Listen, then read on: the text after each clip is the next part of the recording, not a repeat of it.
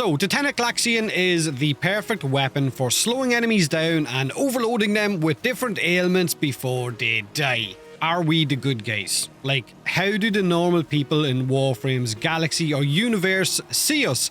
Oh, there goes our heroes, or holy crap, they're evil. Listen, Mary, I just seen a weapon radiate, freeze, and then melt a helpless Grineer. Guy only had a butcher's cleaver. He got cold, then he started to fight his friends, and then for some reason, he stripped his armor off and died. So I ran for my life, but I punched a badger on the way out. Like, it's crazy.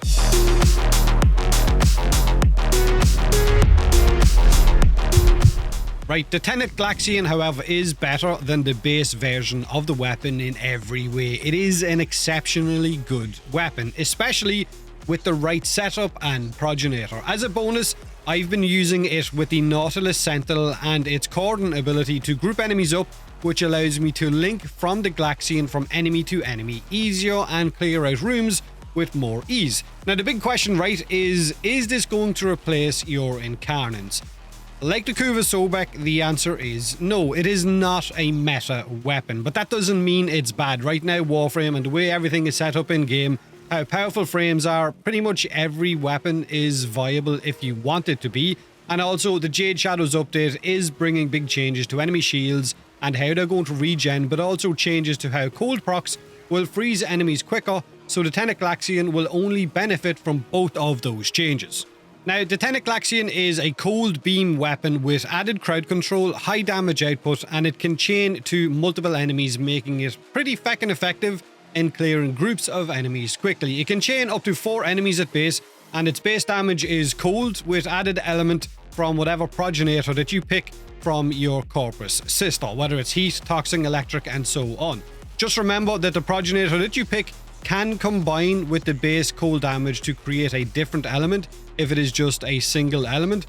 But I've gone and chose magnetic as my progenitor because magnetic allows you to mod it for multiple elements and still keep the cold element at the end, which will allow me to use its new augment photon overcharge later on in the latest Nightwave when I actually unlock it. This augment will give me 90% crit damage and give me a 2% chance for energy orbs to drop from cold enemies. So with magnetic as a progenitor, this allows me to mod for corrosive with combined mods, radiation with the new radiated reload mod, keep the magnetic progenitor that I got by using mag when I got my corpus sister, and by having the weapons based cold damage kept as well. Or you could mod for gas instead of corrosive, giving you 4 elements which will boost your damage output of the weapon by a lot because of galvanized aptitude, which of course is pretty much gun condition overload.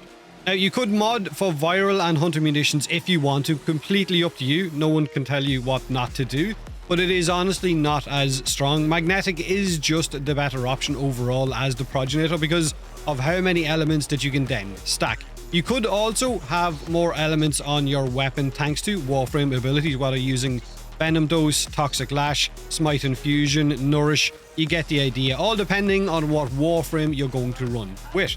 Like I said, I've been bringing my Nautilus with me, which uses the Cordon ability to cluster enemies together. This means linking with the GLAXION's 4 beams is easier. Also, the Nautilus can spread elements with its Contagious Bond mod. On top of this, I've been using the Verglass weapon on my Nautilus, which is pretty much their version of the GLAXION. And it is modded for different elements like gas, radiation, and cold, as well as having the Shivering Contagion mod equipped to spread cold status. This means that between my Tenet GLAXION and the Verglass, I can crowd control enemies pretty easily. This is my current mod setup until I can get my hands on the Photon Overcharge Nightwave mod and see just how well that functions. I would probably just drop the crit damage mod out for Photon Recharge. Remember, mod however you want your game, your weapon, go nuts. So you can either use a Bane mod or Serration for your damage increase, completely up to you. Galvanized Chamber and Galvanized Aptitude. Aptitude for, of course, that condition overload effect. 2 60-60 elemental mods to combine whatever element you want. Radiated Reload for faster reload, but also radiation. Critical Delay and, of course, Vital Sense for crit chance and crit damage. Primary Frostbite as the Arcane for a crit damage and multi-shot boost when I proc a cold status effect.